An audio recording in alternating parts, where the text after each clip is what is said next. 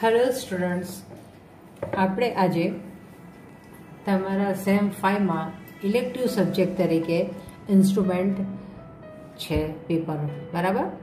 અને ઇન્સ્ટ્રુમેન્ટ્સમાં યુનિટ 1માં તમારે જે ઇન્સ્ટ્રુમેન્ટ છે માઇકલસન ઇન્ટરફેરોમીટર છે, બીજું છે ફેબ્રિક પેરોટ એટેલોન છે, ત્રીજું છે બેબિનેટ કમ્પેન્સેટર છે. બીજા યુનિટમાં છે કે કેથોડ રે ઓસિલોસ્કોપ, જેને આપણે CRO કહીએ છીએ, બીજું છે ઇલેક્ટ્રોન માઇક્રોસ્કોપ છે, અને ત્રીજું છે GM કાઉન્ટર, બરાબર. પહેલા યુનિટમાં જે છે ઓપ્ટિક્સના તરીકે આપણે ઓળખીએ અને બીજા જે છે એને ઇલેક્ટ્રોનિક્સના તરીકે આપણે ઓળખીએ છીએ, રાઈટ. માઇકલસન ઇન્ટરફેરોમીટર જે તમારે TY પ્રેક્ટિકલ્સમાં સેમ 5 અને 6માં માઇકલસન ઇન્ટરફેરોમીટર કે આપણે વ્યતિકરણની ઘટના આમાં રચાય છે અને એક ઇન્સ્ટ્રુમેન્ટ પર આખું પ્રેક્ટિકલ્સ આપણે કરીએ જ છીએ. એમાં તરંગ લંબાઈ શોધીએ છીએ અને એની અંદર જે પણ લેન્સ મૂકેલો હોય એની તરંગ લંબાઈ લેન્સની પણ આપણે શોધી શકીએ છીએ, વક્રીભવનાંક પણ શોધી શકીએ છીએ, બરાબર. ફેબ્રિક પેરોટ એટેલોનનો પણ આપણે પ્રેક્ટિકલ ઓલરેડી છે જ, બરાબર. ફેબ્રિક પેરોટ એટેલોન પણ વ્યતિકરણની ઘટનાને રિલેટેડ છે જ, બરાબર. વ્યતિકરણ જે આપણે સેમ 2માં તમે ઘણું બધું શીખી ગયા છો, બરાબર. અને ત્રીજો પોઈન્ટ છે બેબિનેટ કમ્પેન્સેટર. બેબિનેટ કમ્પેન્સેટર એટલે પ્રકાશની જે ઘટના છે, ધ્રુવીભવન ઘટના છે, એને રિલેટેડ છે, બરાબર. અધ્રુવીભૂત પ્રકાશને ધ્રુવીભૂત કરવાની ઘટના જે છે એટલે જે ઇન્સ્ટ્રુમેન્ટ કરે છે એને બેબિનેટ કમ્પેન્સેટર આપણે ઓળખીએ છીએ, બરાબર. CRO એટલે કે ઇલેક્ટ્રોનિક્સમાં એટલે કે કેથોડ રે ઓસિલોસ્કોપ, જે અહીંયા આગળ આપણે TYની લેબમાં જે પણ ઇન્સ્ટ્રુમેન્ટ છે ઇલેક્ટ્રોનિક્સના અને જે સર્કિટ છે એના આઉટપુટ આપણે કેથોડ રે ઓસિલોસ્કોપથી જ નોંધવાનો હોય છે, એટલે એ છે. બીજું છે ઇલેક્ટ્રોન માઇક્રોસ્કોપ. ઇલેક્ટ્રોન માઇક્રોસ્કોપ એટલે કે રિસર્ચ ફિલ્ડમાં હોય છે જનરલી, બરાબર. એનાથી જે નાનું હોય પ્રતિબિંબ એને અથવા તે નાનું ક્રિસ્ટલ હોય છે એનાથી સ્ટડી થાય છે, બરાબર, જે સાદું માઇક્રોસ્કોપ કરતાં બહુ મેગ્નિફાય હોય છે. ત્રીજું છે GM કાઉન્ટર. GM એટલે કે ગાઈગર મુલર એટલે કે સાયન્ટિસ્ટના નામ ઉપરથી જ છે, અને કાઉન્ટર એટલે કે કાઉન્ટ કરે છે, રાઈટ.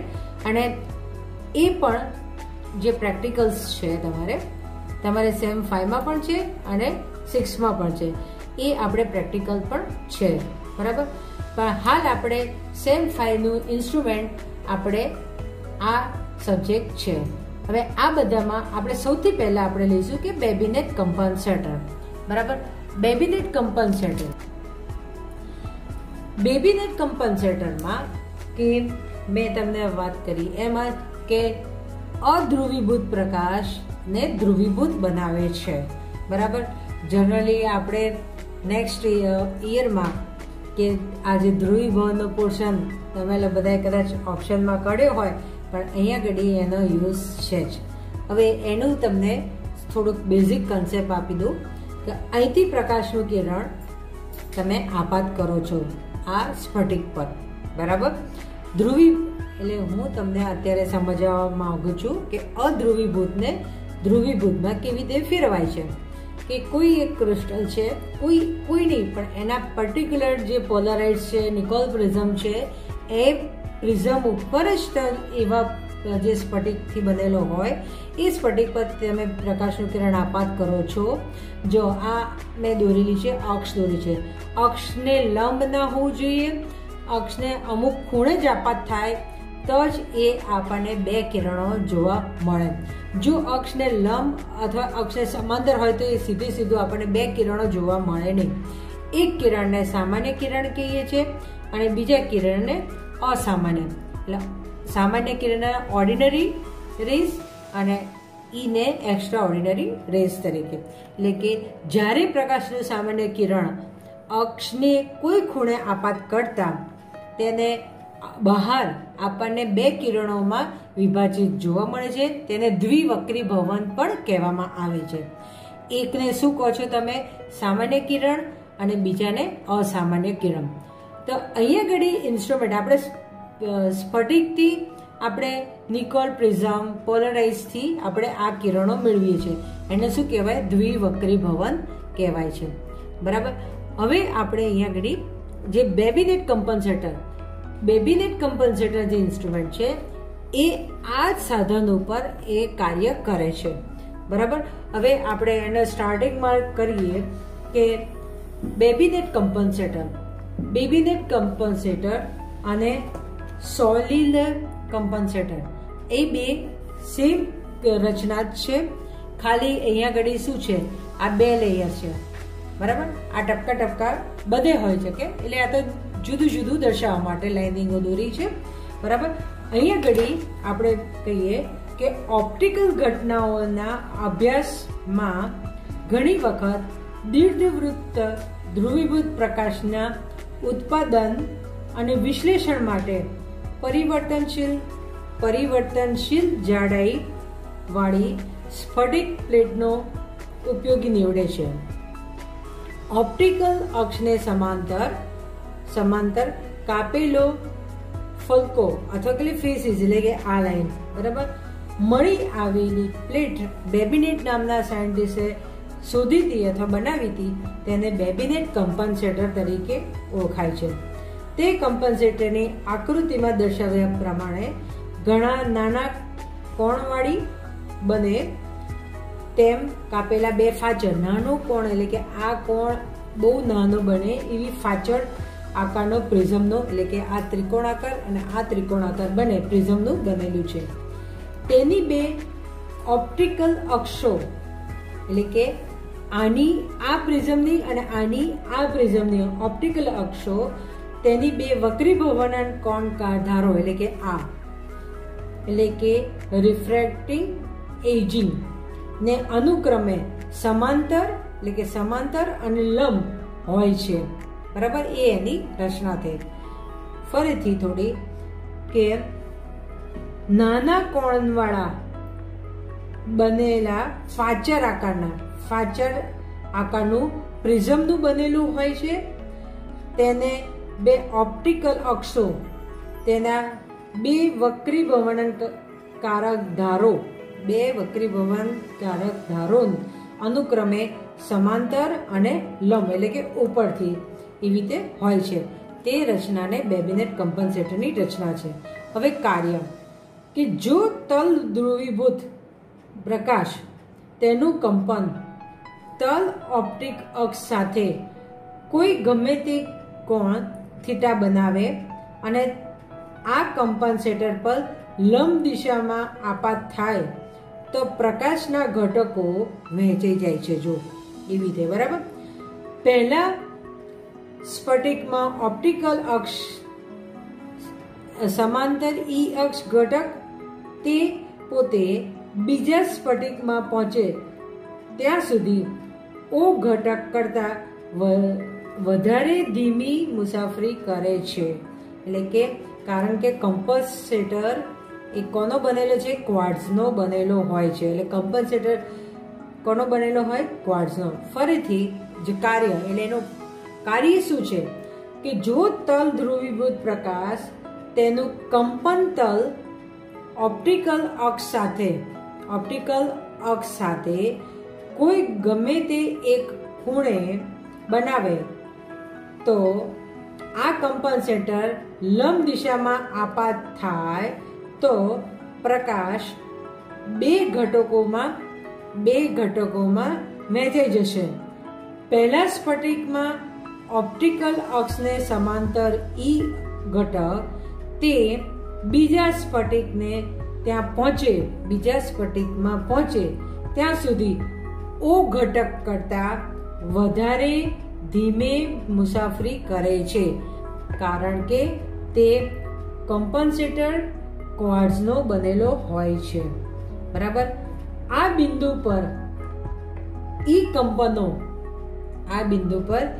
કંપનો ઓ કંપન બને છે. જ્યારે હવે અક્ષને લંબ છે તે જ બિંદુઓ પહેલા સ્ફટિકમાંથી પ્રાપ્ત થતા ઓ કંપનો હવે બીજા સ્ફટિકમાં ઓ કંપન બને છે, જ્યારે અથવા તો બીજા શબ્દમાં કહીએ કે ઓ કંપનો એક પ્રિઝમમાંથી બીજા પ્રિઝમમાં પસાર થવામાં તેનો વેગોની અદલા બદલી થાય છે. ફરીથી, ઓ કંપનો એક પ્રિઝમમાંથી બીજા પ્રિઝમમાં જાય છે ત્યારે એના વેગોની અદલા બદલી થાય છે. એની અસર એવી હોય છે કે બીજા પ્રિઝમથી ઉદ્ભવતી અસરો નાબૂદ કરવા પ્રયત્ન કરે છે, જ્યારે બંને પથ કેવા છે? સમાન છે. બરાબર, બંને પથ સમાન છે. અને ત્યાં સી પર કેન્દ્ર પર આગળ નાબૂદી સંપૂર્ણ બને છે. એટલે કે અહીંયા ઘડી બંનેના પદ કેવા થાય છે કે અહીંથી અહીંયા ગયા અને અહીંથી અહીંયા ગયા અને બંનેનો વેગ અહીંથી વેગ એકબીજાને ટ્રાન્સફર કરે છે અને બંને શું થાય છે કે પદ કેવા થાય છે? બંનેના સમાન થાય છે અને કોઈ સી પોઈન્ટ આગળ એ બંનેની અસર નાબૂદ થાય છે. તેની અસર શૂન્ય જાડાઈવાળી પ્લેટ પર પ્લેટની અસર જેવી હોય છે. એટલે કે જે સ્ટ્રેટ પ્લેટ હોય એની જે જાડાઈ હોય, એટલે કે એની જાડાઈ હોય જ નહીં, તો એની અસર જેવી થાય છે. સીની પ્રત્યેક બાજુની પથ લંબાઈ જુદી જુદી હોવાથી એક કંપન બીજા કંપનની પાછળ અથવા આગળ હોય છે. આમ કેન્દ્રીય રેખા પર તેની જાડાઈ શૂન્ય હોય અને આ તે જાડાઈ આ રેખાની બંને દિશાની જેમ જેમ દૂર જઈએ તેમ તેમ વધતી જાય છે અને પ્લેટની જે અસર થાય તેવી આ અસર થાય છે. એટલે કે જેમ જેમ આગળ વધશે તેમ તેમ તેની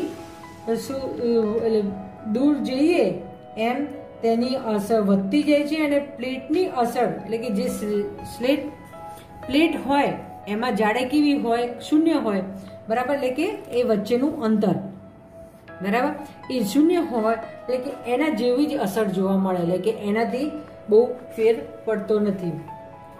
બેબી-નેટ કમ્પનસેટરના મુખ્ય બે ગેરલાભ છે કે નિશ્ચિત પ્લેટની જાડાઈ અથવા તો કોઈ નિશ્ચિત અથવા ઇચ્છિત અવમંદિત પ્રિઝમોનો વક્રીભવન કારકો એટલે કે આ જે ધારો છે ને સમાંતર પ્લેટને એક સાંકડા ક્ષેત્ર માટે મર્યાદિત છે. ફરીથી ગેરલાભ શું છે કે નિશ્ચિત પ્લેટની જાડાઈ કોઈ નિશ્ચિત ઇચ્છિત અવમંદિત પ્રિઝમોની વક્રીભવનકારક ધારો ને સમાંતર પ્લેટ પર એક સાંકડા ક્ષેત્ર માટે જ મર્યાદિત હોય છે. એક સુધારો: જે મોટા ક્ષેત્ર પર પરિવર્તનશીલ જાડાઈ સમાન રહે છે તેવી છૂટ આપે છે. બરાબર, અને જે બીજી અહીંયા ઘડી આ પરિવર્તનશીલ ની આ બીજીમાં બતાવ્યું છે, આકૃતિ 1B માં આમાં B માં દર્શાવ્યું છે પ્રમાણે અક્ષો સાથે આરૂઢ અને કાપેલા બે ફાચરો ની બનાવેલી હોય છે. એક આંકેલો સ્ક્રૂ ની મદદથી અસરકારક જાડાઈ બદલવામાં આવે છે. જો સ્ક્રૂ નીચલા પ્રિઝમ પર ઉપલા પ્રિઝમ ને આમથી તેમ ખસેડવા, એટલે કે આ બે વચ્ચેની જે જાડાઈ છે ને આ બેની જે વચ્ચેની જગ્યા છે બરાબર એ તમે કટ કરેલી છે. અહીંયા ઘડી તમે શું કહેવાય કે તમે ચેન્જ નથી કરી શક્યા. અહીંયા ઘડી આ બે વચ્ચેની જે છે ચેન્જીસ એ તમે ચેન્જ કરી શકો છો. બરાબર, એટલે કે ઉપલા પ્રિઝમ અને નીચે સ્ક્રૂ વડે તમે અહીંયા ઘડી ચેન્જ કરી શકો છો. એટલે નીચલા પ્રિઝમ ઉપરની પ્રિઝમને આમ તેમ ખસેડી શકો છો. પ્રિઝમ કોણ ખૂબ નાના બનાવીને કોઈ પણ રંગનો પ્રકાશ માટે તકતીની જાડાઈ λ/4 અથવા તો λ/2 બને તેવી ચોક્કસ યોજના કરેલી હોય છે, બરાબર. ચોક્કસ આજે પ્રિઝમ કોણ ખૂબ નાના હોય છે, બરાબર. અને નાના બનાવીને રંગના પ્રકાશની તકતીઓ, એટલે જે પ્રકાશની તકતીઓ છે એને λ/4 અથવા તો λ/2 બને તેવી ચોક્કસ યોજના કરીએ છીએ. અને આ જાતની ગોઠવણીને સોલિડ કમ્પન્સેટર તરીકે ઓળખવામાં આવે છે, બરાબર. ફરીથી કે પ્રકાશની ઘટનાઓમાં આપણે થોડુંક ફરીથી જોઈ લઈએ. પ્રકાશની ઘટનાઓમાં માઇકલસન છે એ વ્યતિકરણની ઘટના થાય. અહીંયા ઘડી બેબીનેટ કમ્પન્સેટરમાં કઈ ઘટના થાય છે? ધ્રુવીભવનની ઘટના થાય છે, બરાબર. ધ્રુવીભવનની ઘટનામાં કે જ્યારે પ્રકાશનું કિરણ તમે કેલ્સાઇટ, ક્વાર્ટઝ, પોલરાઇડ્સ જેવી સ્ફટિક પર આપાત કરો છો, અક્ષ પર ને સમાંતર કે લંબ, સમાંતર મૂકીએ તો એની અસર થતી નથી, લંબ મૂકો તો એની અસર દ્વિવક્રી ભવનાંક જેવી જોવા મળતી નથી. માટે અક્ષને જ્યારે અમુક ખૂણે તમે આપાત પ્રકાશ કરો ત્યારે સ્ફટિકમાંથી પ્રકાશનું કિરણ આપાત થશે. ત્યારે જો આ જે મેં એક અક્ષ દગ અક્ષ દોરી છે એનાથી તમે આના સામાન્ય બે કિરણોમાં વિભાજિત થયું અને એ આગળ જતા બે કિરણોમાં વિભાજિત થયું અને એક કિરણને કહીએ છીએ સામાન્ય કિરણ, બીજાને કહીએ છીએ અસામાન્ય કિરણ. સામાન્ય કિરણ બધા સ્નેલના નિયમ, વક્રીભવનના નિયમોને અનુસરે છે, જ્યારે આ એક્સ્ટ્રા ઓર્ડિનરી કિરણ એ અનુસરે અથવા ન પણ અનુસરે, બરાબર. સામાન્ય કિરણ છે આપણે ગઈ વખતે નેક્સ્ટ સેમ 4માં ભણેલા જ છે કે સામાન્ય અને અસામાન્ય કિરણ પરસ્પર કેવા છે? લંબ સ્વરૂપે છે. એટલે કે જો સામાન્ય કિરણ આ અક્ષ છે એને આવી રીતે સમાંતર કિરણ રીતે આગળ ગતિ કરતા હશે ત્યારે અસામાન્ય એટલે કે પરસ્પર લંબ. એટલે આપણે દોરવામાં કેવી રીતે દોરીએ છીએ કે આને આવી રીતે આડું દોરીએ છીએ અને આને ટપકા સ્વરૂપે દોરીએ છીએ, રાઈટ. એટલે કે અહીંથી આવી રીતે અંદરને સ્વરૂપે એટલે કે પરસ્પર લંબ થઈ ગયા, બરાબર. એ જ વસ્તુ અહીંયા આગળ કમ્પન્સેટરમાં થઈ છે. એ જ વસ્તુ એટલે કે આ ક્રિસ્ટલ છે અને આ જ ક્રિસ્ટલને અહીંયા આગળ બેબીનેટ એટલે કે કેલ્સાઇટ ક્વાર્ટઝ છે કમ્પન્સેટર, બરાબર. એટલે એ બેબીનેટ કમ્પન્સેટરમાં કે શું કીધું આપણે કે ઓપ્ટિકલ અક્ષને સમાંતર કાપેલા ફલકો જે બેબીનેટ નામના વૈજ્ઞાનિકોએ બનાવી હતી તેને બેબીનેટ કમ્પન્સેટર કહે છે. કાર્યમાં કે જો તલ ધ્રુવીભૂત પ્રકાશ તેના કંપન તલ ઓપ્ટિકલ અક્ષ સાથે ગમે તે ખૂણો બનાવે અને કમ્પન્સેટરને લંબ દિશામાં આપાત થાય તે પ્રકાશ બે ઘટકોમાં વહેંચાઈ જાય છે, બરાબર. બે ઘટકોમાં વહેંચાઈ જાય છે. પહેલા સ્ફટિકમાં ઓપ્ટિકલ અક્ષને સમાંતર ઈ ઘટક છે તે પોતે બીજા સ્ફટિકને પહોંચે એટલે અહીંથી અહીંયા પહોંચે ત્યાં સુધી ઓ ઘટક કરતા વધારે ધીમી મુસાફરી કરે છે, કારણ કે બેબીનેટ કમ્પન્સેટર કોનો બનેલો છે? ક્વાર્ટઝનો બનેલો છે, રાઈટ. હવે બીજું છે આમાં કે સામાન્ય કંપનો એક પ્રિઝમમાંથી બીજા પ્રિઝમમાં પસાર થાય છે ત્યારે વેગોની શું થાય છે? અદલા બદલી થાય છે. અદલા બદલી થાય તેની અસર એવી હોય કે બીજા પ્રિઝમમાંથી ઉદ્ભવતી અસરો એ નાબૂદ કરવા પ્રયત્ન કરે છે. બંને પથો કેવા છે? સમાન છે. આ બંને પથો કેવા છે? સમાન છે. એટલે કે કોઈ બિંદુ સી આગળ એ કેન્દ્રની જે છે એ બધી શું થાય છે? નાબૂદ થઈ જાય છે. અને એનો મતલબ શું થાય છે કે એ નાબૂદ થાય એટલે કે જ્યારે બહાર આવશે ત્યારે શું જાણે કે શૂન્ય જાડાઈની પ્લેટની અસર હોય એવી જોવા મળે છે.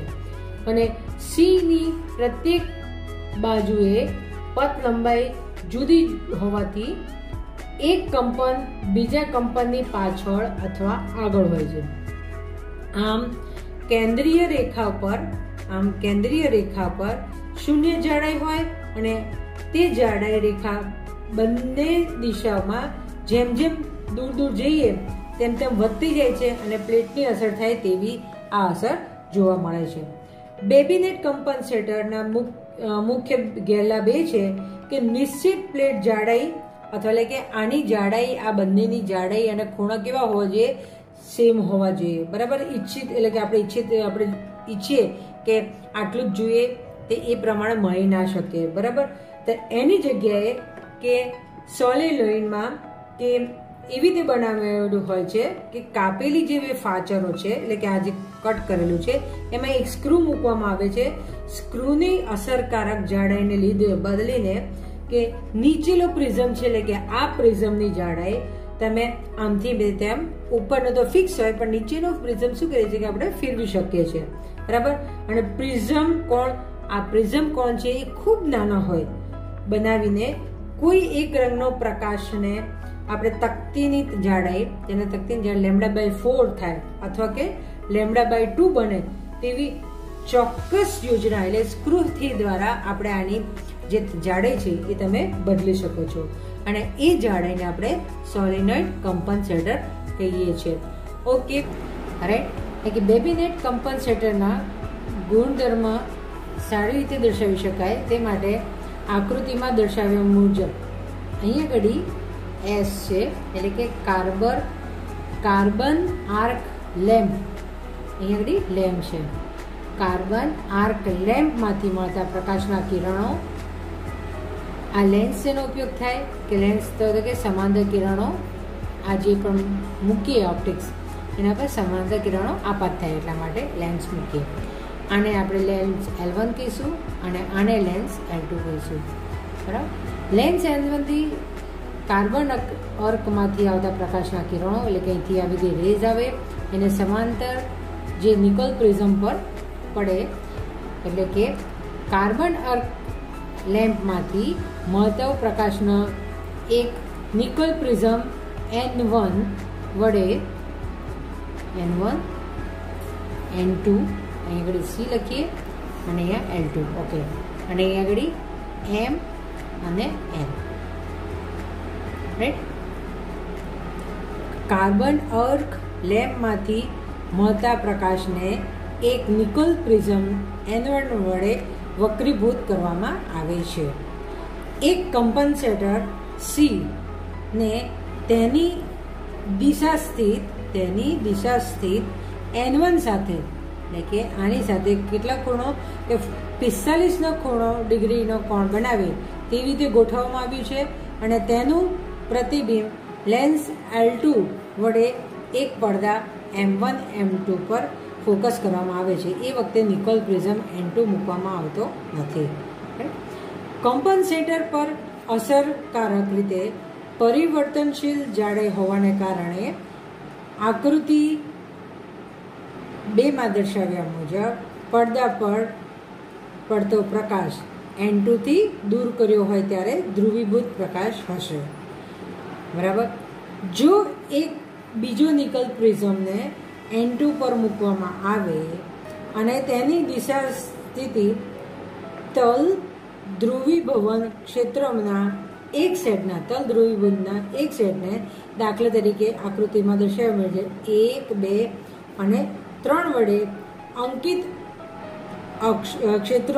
અંકિત ક્ષેત્રોને લંબરૂપે એટલે કે આવી રીતે લંબરૂપે એવી રીતે ગોઠવવામાં આવે છે તો આ બિંદુઓનો પ્રકાશ પારગમન થશે નહીં, બરાબર.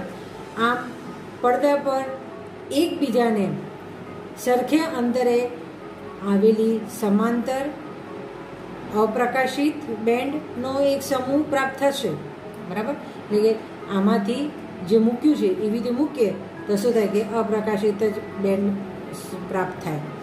શ્વેત પ્રકાશનો ઉપયોગ કરવામાં આવે તો આ પટ્ટાઓ રંગીન હોય છે અને તેઓ યંગને ડબલ સ્લિટની શલાકાઓ જેવી દેખાય છે. પરંતુ કેન્દ્ર પર શલાકા કેવી હોય છે? કાળી હોય છે, બરાબર. એક રંગી પ્રકાશનો ઉપયોગ કરીએ ત્યારે સારામાં સારું સર્વશ્રેષ્ઠ પરિણામ મેળવી શકીએ છીએ. નિકોલ પ્રિઝમો N1 અને N2 ને નળીઓમાં આરૂઢ કરેલી એટલે કે એક સરખે અંતરે આરૂઢ કરેલી કાચની પ્લેટોની થપ્પીઓ એટલે કે પાઇપ્સનો અથવા પોલરાઇઝ કપોટીઓનો ઉપયોગ પણ કરી શકાય છે. બરાબર. ફરીથી કે આ બેબીનેટ કમ્પન્સેટરમાં કાર્બન આર્ક લેમ્પમાંથી મળતો પ્રકાશ એ નિકલ લેન્સ L1 થી સમાંતર કિરણો માટે નિકલ પ્રિઝમ N1 પર પડે ત્યારે એ ધ્રુવીભૂત કરવામાં આવે છે અને એક કમ્પન્સેટરને સાથે એ 45 ડિગ્રી ખૂણે ગોઠવવામાં આવે છે. ત્યારે પડદા ઉપર એન જે પડદો છે એના પર આપણે ધ્રુવીભૂત પ્રકાશ મળે છે. બરાબર. અને તેનું પ્રતિબિંબ એટલે કે લેન્સ L2 એટલે કે આ જે છે કિરણો એ લેન્સ L2 પર પડે અને એનાથી શું થાય, દૂરથી આવતા પ્રકાશના કિરણો એ ફાગળ કેન્દ્ર એટલે કે આ કેટલા ઉપર ગોઠવેલું હોય, કેન્દ્ર લંબાઈ પર ગોઠવેલું હોય છે. બરાબર. કમ્પન્સેટર પર અસરકારક પરિવર્તનશીલ જાડાઈ હોવાને કારણે એટલે પરિવર્તનશીલ જાડાઈ હોવાને કારણે આકૃતિમાં કે N2 આપણે દૂર કર્યો હોય ત્યારે ધ્રુવીભૂત મળશે. જો એક બીજા નિકલ પ્રિઝમને અંદર N2 ને મૂકવામાં આવે તો દિશા સ્થિત તલ ધ્રુવીભવન ક્ષેત્રને એક સેટ એટલે કે 1, 2 અને 3 એટલે આવી રીતે મૂકીએ તો પારગમન થશે નહીં અને તો આપણને શું કરે, એક ડાર્ક બેન્ડ મળશે. જો શ્વેત પ્રકાશ મૂકશો તો શ્વેત પ્રકાશનો ઉપયોગ કરશું તો પટ્ટાઓ કેવા મળશે, રંગીન હશે. અને તેઓ યંગને ડબલ સ્લિટ શલાકાઓ યંગના જે ડબલ સ્લિટની શલાકાઓ છે તેવું જોવા મળે છે. પરંતુ કેન્દ્ર હંમેશા કેવું હોય, કાળું હોય છે. રાઈટ. એક રંગી પ્રકાશનો ઉપયોગ કરીએ તો આપણને શ્રેષ્ઠ રિઝલ્ટ મળે છે. આ નિકલ પ્રિઝમને એવું કરીએ છીએ કે N1 N2 ને એક નળીઓમાં આરૂઢ કરેલી હોય છે અને કાચની થપ્પીઓનો ઉપયોગ કરી અને પોલરાઇઝ્ડ કપોટીનો પણ ઉપયોગ કરી શકાય છે. બરાબર. આપાત પ્રકાશ એક ફાચરના મુખ્ય છેદ સાથે બરાબર આના મુખ્ય છેદ સાથે 45 પર તલ ધ્રુવીભૂત હોય ત્યારે અપ્રકાશિત બેન્ડ કેન્દ્ર પર મળે છે. બરાબર.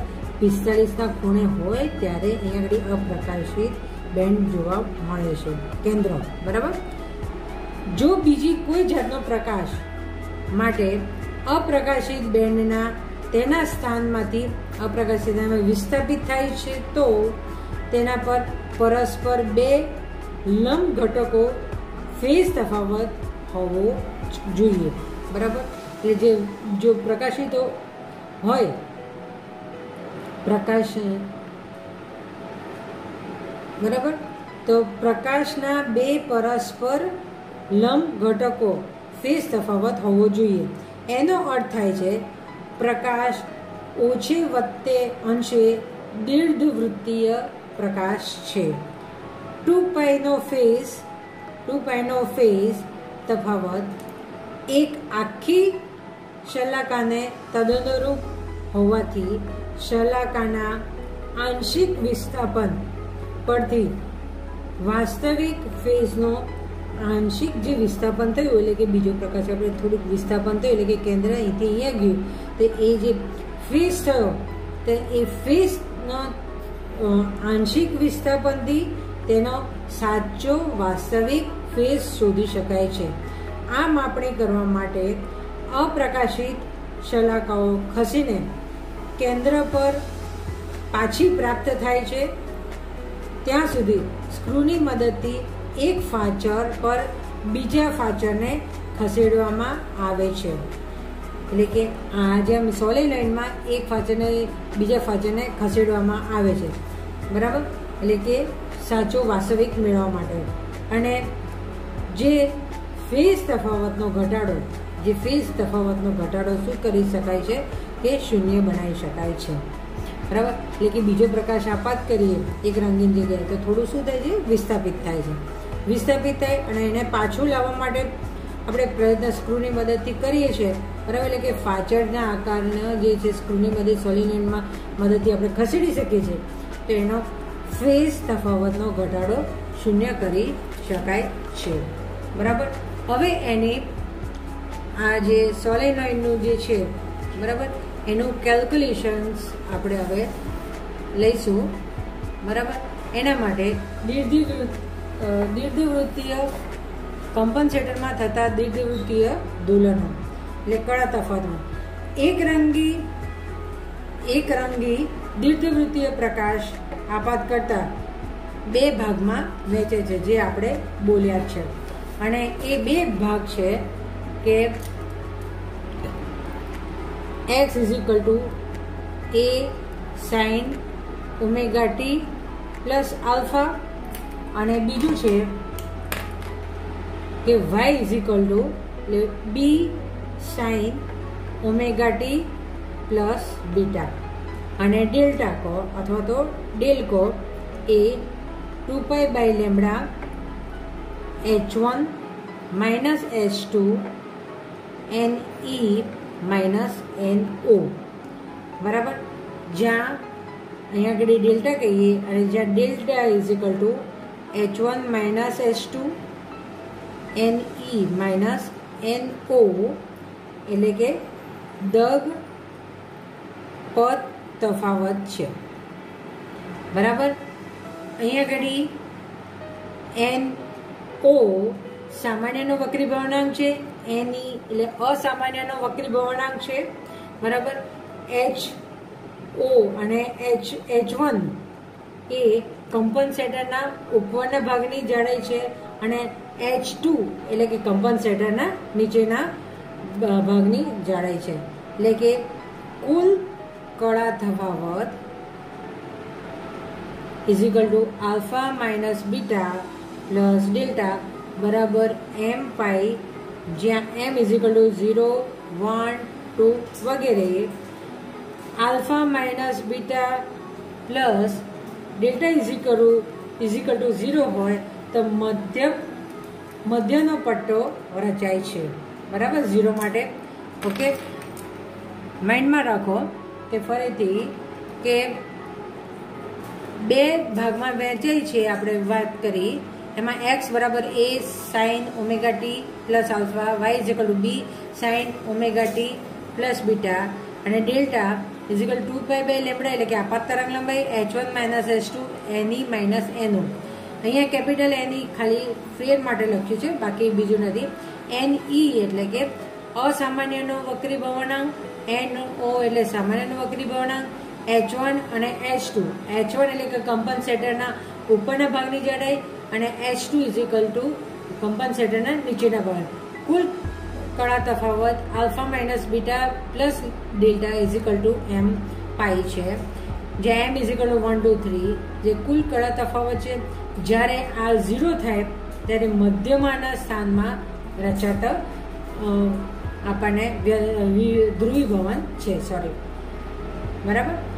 હવે કે એ પછીના બિંદુઓને જરૂરી તફાવત α minus બીટા માટે સરખા હોય છે, બરાબર. α minus બીટા સરખા હોય છે, અને કળા તફાવત ડેલ્ટા એટલે કળા તફાવત ડેલ્ટાનો કમ્પનસેટર દ્વારા, એટલે કે આ જે તમે બદલો છો એની હાઇટ બદલો છો એ પ્રમાણે એનો જે ફાચાનો આકાર તમે સ્ક્રૂ વડે બદલો છો, એટલે કે વક્રીભવનાંક તો સેમ છે સામાન્યના અસામાન્યનો, કારણ કે ક્રિસ્ટલ એક જ છે. એટલે પછી તેની હાઇટમાં ફેરફાર કરો છો તો એ પ્રમાણે અહીંયા આગળ ડેલ્ટા કળા તફાવતનો આપણે તમે બદલી શકો છો, ઈચ્છિત ડેલ્ટા તમે મેળવી શકો છો, બરાબર. એટલે અહીંયા આગળ α minus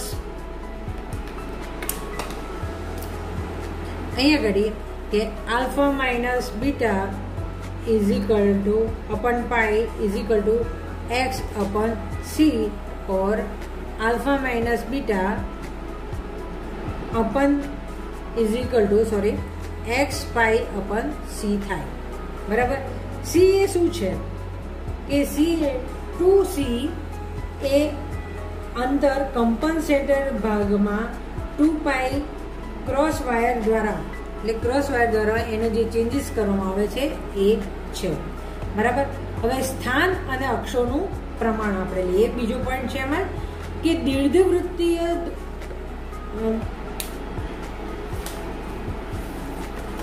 દીર્ઘવૃત્તીય આંદોલનના ભાગે મોટો અને નાનો કળા તફાવત π/2 કમ્પન્સેટરનો હોય છે. ધ્રુવક અને વિશ્લેષક, બરાબર, ક્વાર્ટ્ઝના દગ અક્ષના મુખ્ય અંકના ભાગ વડે ગોઠવણી થયેલી હોય છે. ઘાટા પટ્ટા નીચેના ભાગને ક્રોસ વાયરથી ખસેડવામાં આવે છે અને આ ગોઠવણી સામાન્ય અને અસામાન્ય કિરણોને 2m π હોય તેવી રીતે ગોઠવવામાં આવે છે. અને માઇક્રોમીટર સ્ક્રૂ 5/4 કળા તફાવતમાં હોવાથી કુલ કળા તફાવત, એમાં કળા તફાવત છે કે 2πm - π/2 માં પરિણમે છે, બરાબર. એટલે દીર્ઘવૃત્તીય પ્રકાશ દ્રશ્ય રેખાઓથી પોતાના સમતલમાં ભ્રમણ કરી ક્રોસ વાયર પર ફરીથી ઘાટા પટ્ટો કળા તફાવત વખતે મળે છે. એટલે દરેક એટલે m = 0 મૂકો અને એ વખતે ઘાટો પટ્ટો મળશે. 1 મૂકો એ વખતે ઘાટો, એટલે વચ્ચે જે ઘાટો, એટલે એક રંગી હોય તો ડાર્ક લાઇટ એવી રીતે આપણને પટ્ટાઓ જોવા મળે છે, બરાબર. વિશ્લેષકનો વધુ ઘટ્ટો પટ્ટો બનાવે છે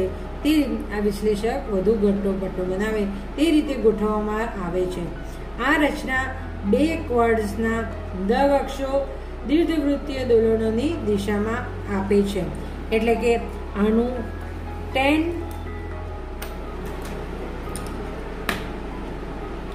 આપણે એનો કળા તફાવત 10 φ = a/b મળે છે, બરાબર. એટલે અક્ષોનું એ એટલે શું કે આ અંદર, બરાબર, મધ્યમાં સ્થાનથી જે વધુ બાજુનું છે એ, અને બી એટલે કે જે મધ્યમાં સ્થાનથી ઓછું અંતર છે એ છે, બરાબર.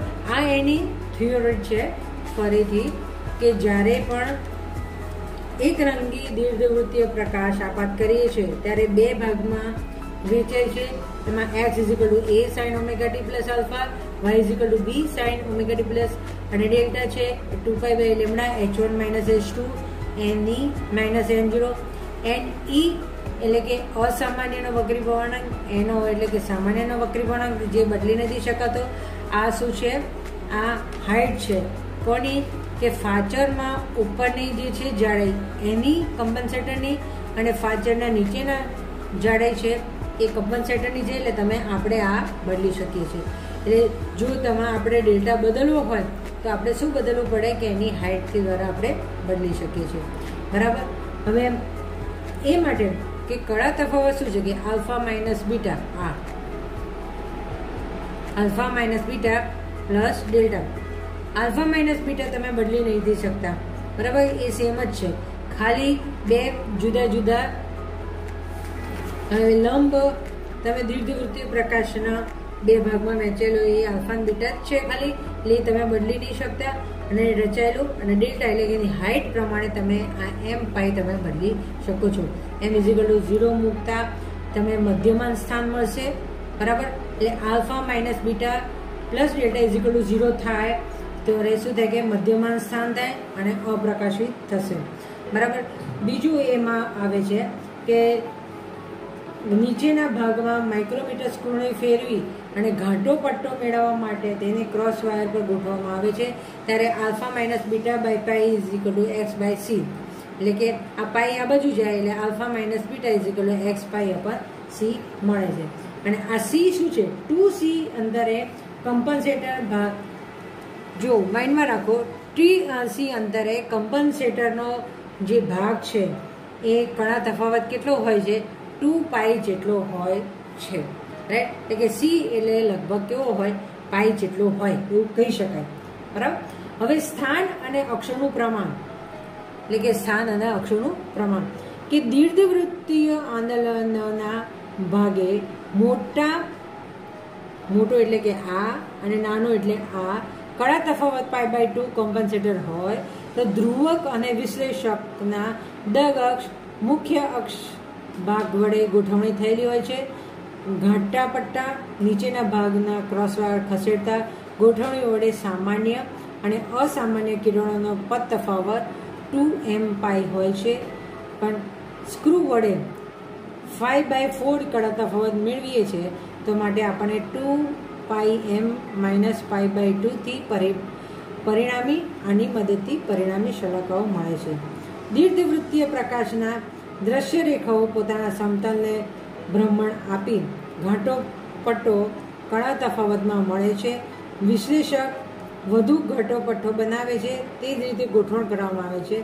આ રચના બે ક્વાર્ટઝ દક્ષ દીર્ઘવૃત્તીય દોલનની દિશા ક્વાર્ટઝ અક્ષો એ દીર્ઘવૃત્તીયની દિશા આપે છે. અક્ષોનું દીર્ઘવૃત્તીયના દોલન tan phi = a/b. a એટલે કે આ જે લાંબુ અંતર છે એ અને b એટલે કે ચોટું. હવે મેં નેક્સ્ટ યર તમને થોડુંક મોબાઈલથી કે ડસ્ટરથી તમને એ સમજાવ્યું હતું કે તમે અહીંયા ઘડી આ બે ક્વાર્ટસ છે, રાઈટ, બે ક્વાર્ટસ છે સમાંતર, બરાબર. હવે હું અહીંથી આ બાજુથી પ્રકાશનું કિરણ આપું છું, બરાબર. તે શું થશે? સીધું પ્રકાશ થશે. આપણને ખબર છે પ્રકાશ વિદ્યુત ચુંબકીય તરંગો છે, એટલે એના આપણને એક લંબ દોલન એટલે કે આમ ઉપર નીચે મળશે અને એકબીજા મળશે આમ આડા, બરાબર, આડા અને આમ ઊભા મળશે, બરાબર. વિદ્યુત ચુંબક અહીંથી એ તરંગો પ્રકાશ આપાત કરીએ છીએ તો સીધા પ્રકાશ પસાર થઈ જશે. હવે હું આ ધ્રુવક કહેવાય, બરાબર, જ્યાંથી પ્રકાશ આપાત કરો એને શું કહેવાય? ધ્રુવક. અને આને શું કહેવાય? વિશ્લેષક, રાઈટ. હવે હું વિશ્લેષકને 90 ડિગ્રી ભ્રમણ આપું છું વચ્ચેથી. 90 ડિગ્રી ભ્રમણ આપું છું એટલે કે જે ઊભા હતા તે ઊભા શું થશે? અડધા જ પસાર થશે કે આની જાડાઈ છે, આ ફોનની જાડાઈ છે એટલું જ વચ્ચેથી જે પ્રસાર થશે. જ્યારે આડા છે એ કમ્પ્લીટલી બહાર આવશે, બરાબર. પછી ફરીથી 90 ડિગ્રી તો ફરીથી પાછું ઊભા બધા આવી જશે, આડા કોઈ નહીં આવે, બરાબર. ફરીથી 90 પરિભ્રમણ આપું છું તો શું થશે? બધા ઊભા જશે કે આડા જરા રહેશે, પાસ થઈ જશે, આડા પાસ થશે ના. કેમ કે અહીંયા ઘડી તો ઊભા પાછળ થઈ ગયા છે. આમાંથી કીધું આખો પ્રેક્ટિકલ્સની જે રચના જે છે બેબિનેટ કમ્પન્સેટરની, કે આના પછીના આ જ સેક્શનમાં આપણે વિડીયો તમે જુઓ, પછી આપણે ડિસ્કસ કરીશું કે તમને ક્યાં પ્રોબ્લેમ છે અને પછી આપણે એની આગળ વાત. અહીંયા આગળ થિયોરેટિકલ રીતે બેબિનેટ કમ્પન્સેટરની વાત કમ્પ્લીટ થઈ છે.